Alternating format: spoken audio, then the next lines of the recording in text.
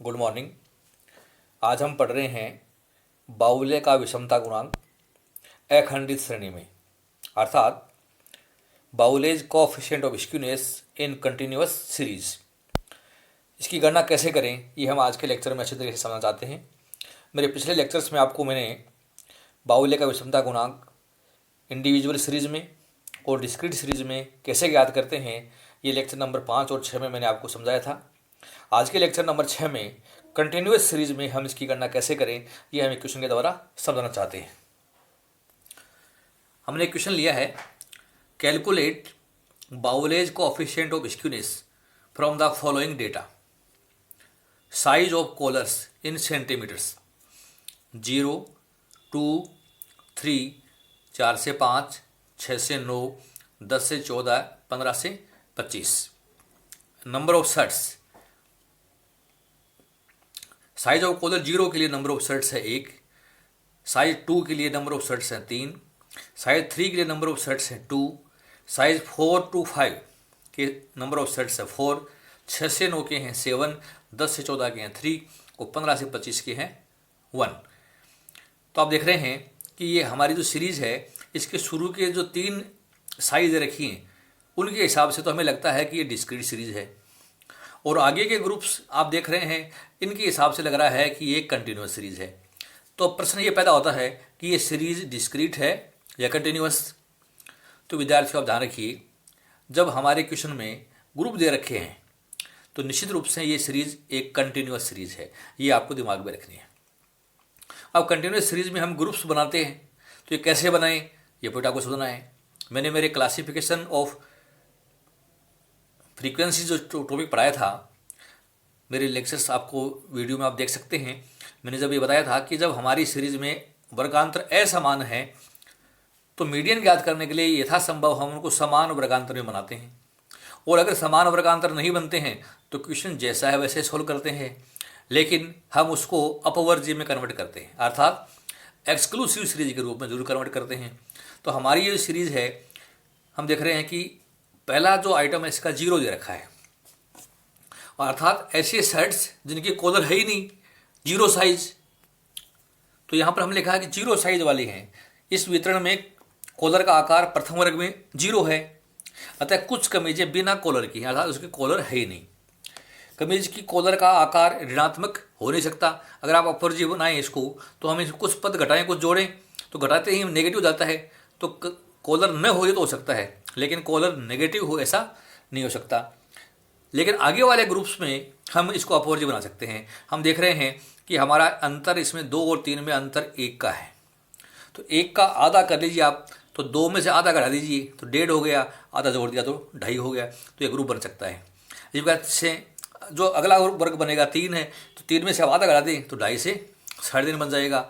इसमें से आप आधा घटा दें तो 3.5 और आधा जोड़ दें तो 5.5 हो गया। तो इस तरीके से हम इसको अपवर्ज्य श्रेणी में कन्वर्ट कर सकते हैं, और उसके बाद में क्वार्टाइल 3, क्वार्टाइल फर्स्ट और मीडियन ज्ञात करेंगे, और उनके बाद हम बाहुल्य का विषमता गुणांक ज्ञात करके दिखा सकते हैं। तो ये गणनाएं कैसे करते हैं ये हम समझते हैं। तो हमने बनाया कंप्यूटेशन ऑफ बाउलेज को स्क्यूनेस साइज ऑफ कॉलर। ये पहली साइज 0 है तो मैं इसको 0 ही रखूँगा, क्योंकि कॉलर की साइज नेगेटिव नहीं हो सकती। जो 2 है और आगे इसमें 3 है तो अंतर 1 का है, 1 का आधा कर लीजिए आप, और इसमें आधा घटा दीजिए, आधा जोड़ दीजिए, तो हमारा पहला वर्ग बनेगा 1.5 से 2.5। अब इसमें भी आधा घटाइए, आधा जोड़िए, तो आधा घटाया तो हो गया 2.5 और आधा जोड़ दिया तो 3.5 हो गया। यहाँ भी आधा घटाइए, आधा जोड़िए, तो 3.5 से 5.5। यहाँ भी आधा घटाइए, आधा जोड़िए, लोअर लिमिट में आधा घटाना है, अपर में आधा जोड़ना है। 5.5 से हो गया 9.5। ये काम यह भी करिए, 9.5 से 14.5 और 14.5 से 25.5। तो ये हमारी जो सीरीज़ है ये एक एक्सक्लूसिव सीरीज बन गई। आप देख रहे हैं इस सीरीज में प्रथम वर्ग को छोड़ दीजिए, आगे वाले में upper limit equal to lower limit है, upper limit lower limit, upper lower ये सब आप देख रहे हैं बराबर है। तो ये सीरीज तो आपने बना ली। अब लेनी है फ्रीक्वेंसी। फ्रीक्वेंसी हमारी पहली है 1, फिर है 3, फिर है 2, 4, 7, 3 और 1। और अब फ्रीक्वेंसी का योग भी दिखा सकते हैं। हमें निकालनी है CF।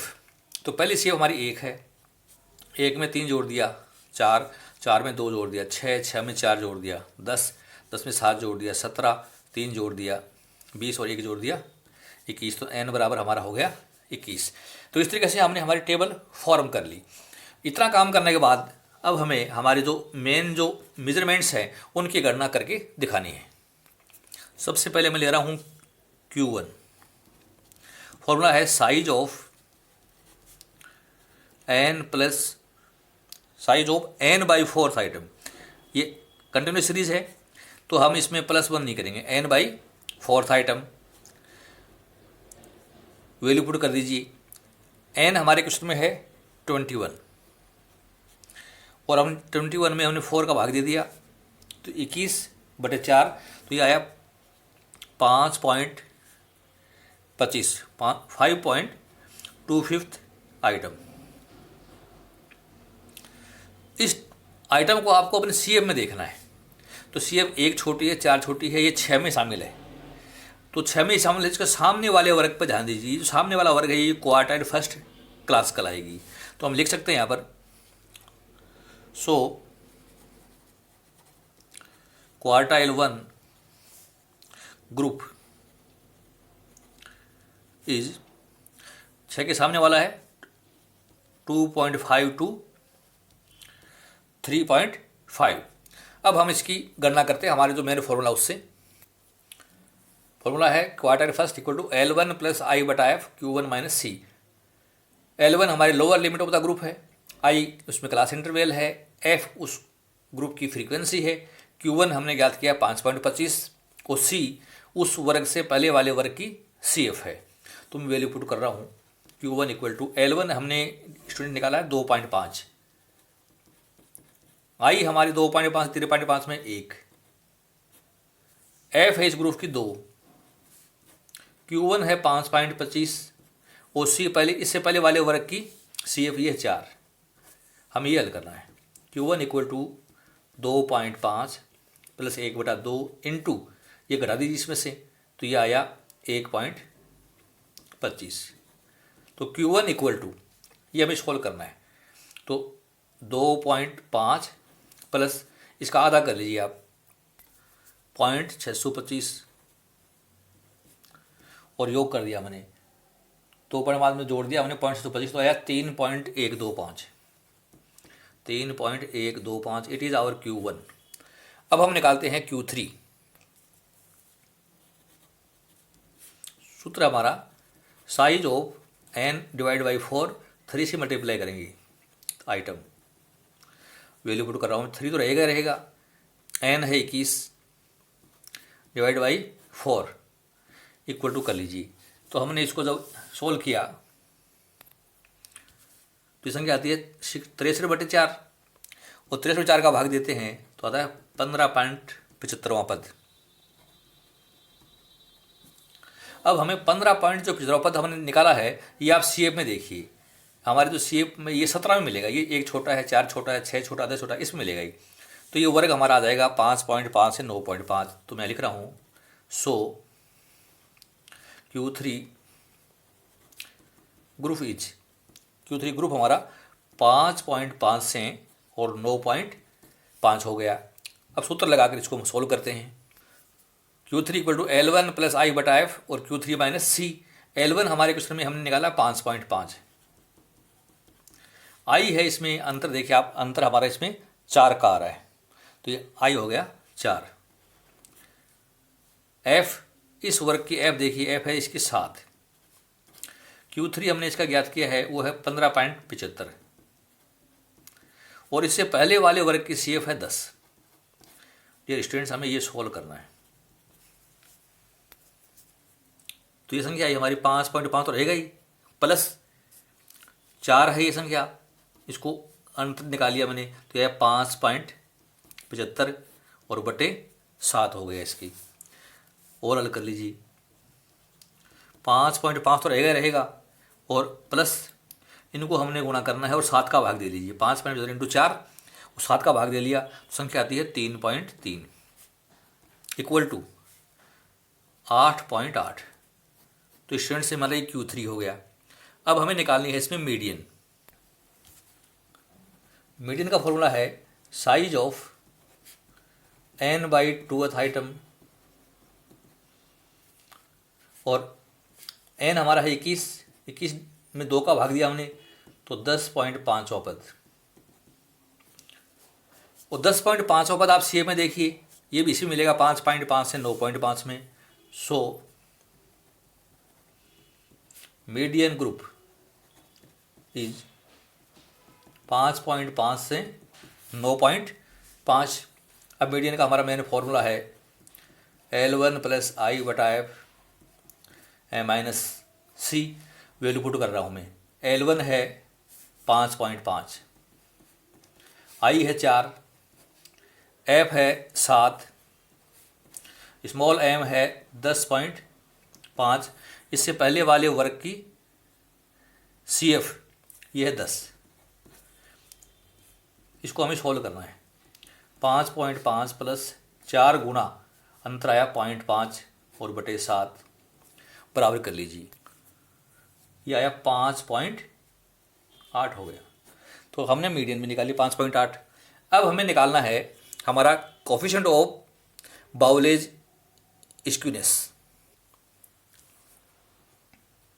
JQ, Q3 + Q1 - 2m divided by Q3 - Q1। Students में वैल्यू पुट कर रहा हूँ। Q3 हमने ज्ञात किया था 8.8, Q1 मैंने यहाँ ज्ञात किया है 3.125 माइनस 2 इंटू मीडियन है 5.8 डिवाइड बाई 8.8 माइनस 3.125। तो ये JQ के मैंने वैल्यू पुट कर दी।